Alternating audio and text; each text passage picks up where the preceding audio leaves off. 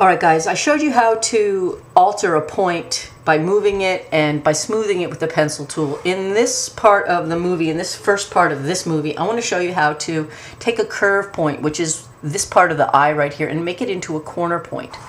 So I'm going to select the zoom tool and click right on this eye. And now you can see where I am. I want this shape to fit the contour better of the actual eye. And to do that, I'm going to find, by clicking on the eye shape, this point here, which indicates that these handles indicate that this is a curve when I want it to be a pointy point or a corner point. So to find the tool to turn curve points into corner points and corner points into curve points, you need to click on the pen tool and find this tool here, which is Convert Anchor Point Tool. And it looks like an upside down V. And now I'm going to come over to this and click one time, and it says, please use the Convert tool on the anchor point. Now I must not have actually gotten right on the anchor point, so it's very finicky, and it sometimes requires I zoom in a little bit more because this is an anchor point and it should turn this into a corner point. So I'm going to zoom in, as you just saw I did with the zoom tool, and then I'm going to click right on it, and there it did it. Now it's a corner point. I mentioned earlier you can use Command minus to zoom out, which is what I just did. And now I'm going to switch to the direct selection tool, and you can see there's a little handle shooting out from that bottom point. I could change this point as well. I'm going to leave it the same for the interest of getting this done quickly. I'm trying to not be overly detailed. So I'm going to zoom out completely and see if I can fit this art in window. And to fit this art in window, a very quick trick to do that is to double click on the hand tool. And so there it is. I can see the art is fitting in the window. Using the regular selection tool, I know it's not called regular selection tool, it's called selection tool, but I call it the regular selection tool. I'm now clicking away, and I have the mouth, the eyes, the indication of the nose, the mouth, and the outline of the tiger's head. I think that the next thing I'm going to do is try to draw everything that I think is orange. So that ought to be interesting. I'm going to go ahead and come back over to the layers panel, click underneath all of the layers that exist, click one time to add a new layer, and I'm going to call this orange fur. I may end up changing this to some other completely color layer, but this will give me a chance to show you a couple of more things, one of which is how to make a global color. Now, I could just pick right here an orange and start using it, or I could sample a color from the screen, which is probably a better idea.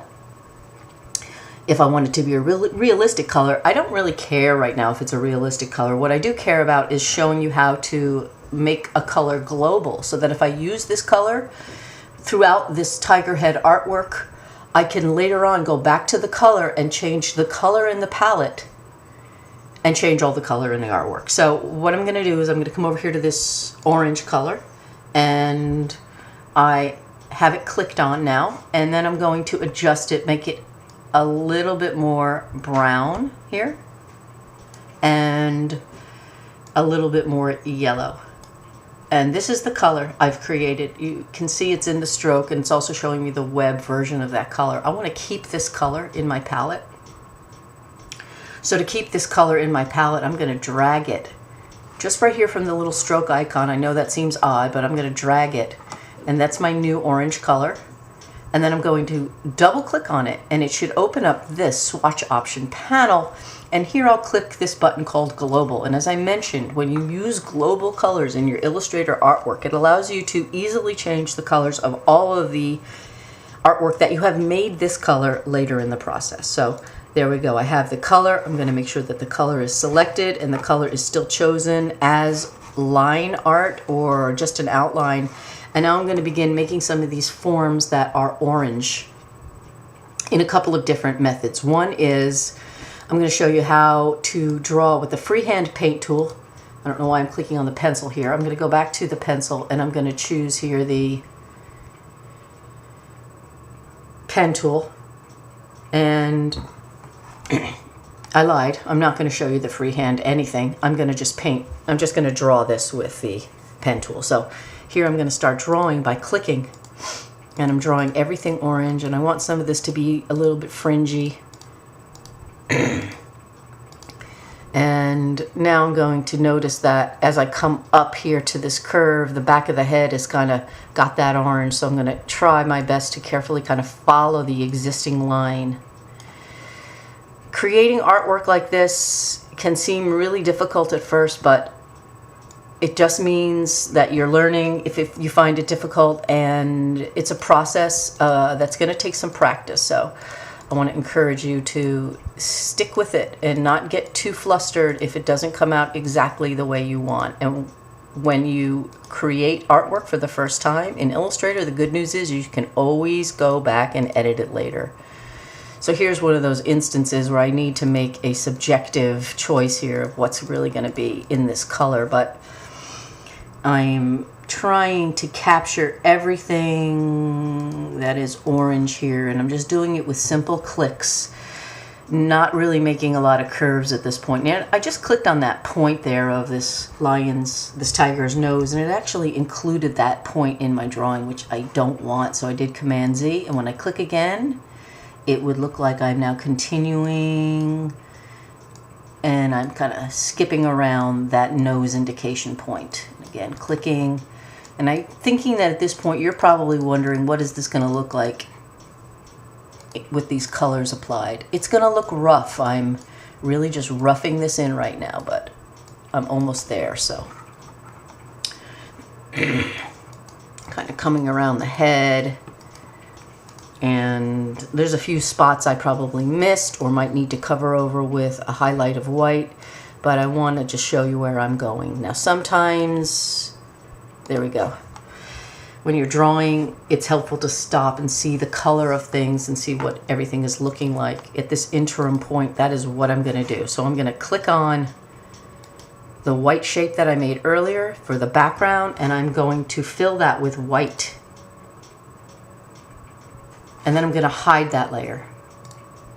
Now I'm going to go to the eye pieces here and using the selection tool and then clicking on the first piece and then holding the shift key, I'm going to click on these white shapes that I drew on the middle pieces layer, and we'll see what this crazy thing does.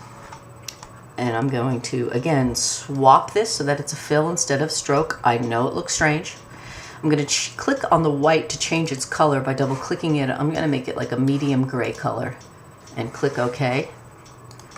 And then finally, I'll hide the middle pieces, select the orange fur layer. Here's a nice trick. If you click on this little circle, this is target to select the appearance or everything on that layer with this little circle. And then I'm going to click this, and now I can see everything that is filled in with orange so far. Looks kind of weird, but that's okay. So now I'm going to turn on the other layers, and what you're going to notice is the stacking order. Stacking order refers to the order in which I drew elements, and whether or not I really want them in this order is something I can change later, which is what I'm going to show you now. So orange fur really probably should be on top of the background. So here I'm clicking on the orange fur layer and dragging it. So now you can see all the other pieces, background orange fur, middle pieces. So maybe I want to change this name of this layer later, but at this point I'm getting a pretty good indication of what this is going to look like. Switching to the direct selection tool, clicking on this orange shape, I'm going to click this point and pull this handle so it covers up this little white patch a little bit better. That's looking good. And I'm not really too worried about these little white areas. They're going to actually enhance my work later. This shape here, I'm going to start hiding again the elements. That little shape there that got filled in with gray was originally just a line, and I really want it to stay a line. It got filled when I switched the fill from stroke to fill for that layer. So just on that one piece, I'm going to make it just a line again and click away. For the mouth, I am going to make that one black. And no, I didn't use a global color on that black. I probably should, so I'm going to select black, double click black, make it global. Okay, click OK, and make sure that my artwork is using global colors wherever possible. And now I have those using black. This gray color, not so sure what that should be, and I think what I'll do here is use a dark brown. Again, I'm going to double click and tell this dark brown to be global and click OK. Now, I know it might seem like I'm going a little bit fast, but I'm doing this to give you an idea here of what you'll need to be doing. Next, I am clicking on and dragging the colors I made, the global colors I made, so that they are all together in the palette. So you can actually click on colors and drag them into place. Finally, I'm going to turn on the background layer again. Notice it's white. And here's the white it's using. I'll double click this. I'll make it a global color and click OK. So everything that's white is global. And I'll drop this down. All right, looks kind of crazy, like this guy's got a kooky smile on his face. I'm going to hide those layers again, all of them, and now I'm going to draw the teeth and the tongue. So above the middle pieces layer, I'm going to add a new layer and call it top layer or details. I'll call it details in case I want to have another one called top layer, D-E-T-A-I-L-S, details. And on the details layer, which I have now targeted, I'm going to draw the teeth and the tongue. Going to the zoom tool and clicking on the mouth a couple of times. Taking the pen tool, and here I'm going to click, and I'm going to try to click where I think the curves begin and end with careful little drags. And here there's a slight curve on the bottom of that tooth. Click and drag. And click and drag, and click, and here click and drag, and click. So again, I'll do this other tooth, click, click and drag, click, click and drag, click and drag, click and drag, click, and final click. This does look a little odd and a little jaggedy there on that side of the tooth, so I'll use my smooth tool just to smooth that line. That looks great. I'm happy with that. The color of these probably should be not bright white, but I am going to leave them white for now. And later on, if I decide I want to add some additional color to this, I can handle that then. Next is the bottom teeth. I'm going to click, click and drag in an upward direction. Follow the curve. Click and drag. Click and drag. Approximately correct will be fine. Okay? And I'll do this other tooth. Click, click and drag, click and drag, click and drag, click and drag, click and drag. Little drags just to make slightly little curvy curves. And now here I'm going to do the tongue.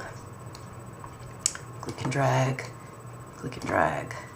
Now, probably need a new color on the tongue. I don't have any pink or red color happening. I really don't want the tongue so close to that tooth, so I'm going to take some artistic license here and just draw this over to the back.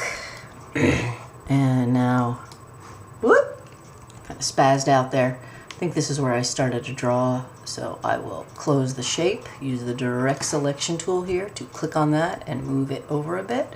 And with this shape still selected, I'm going to move this pink color down into my row with my other colors. Double click it.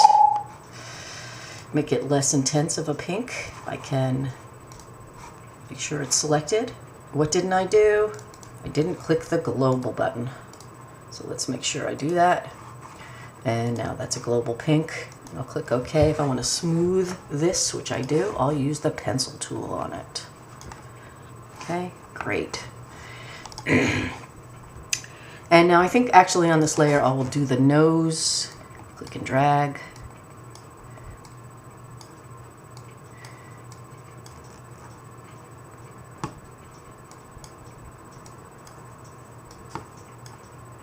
And I'm kind of just guessing where these points are, and that's fine. There's my crazy looking nose. All right, so that's it for this movie. In the next one, I'm going to show you how to use the blob brush and the eraser to do the final bits of this artwork.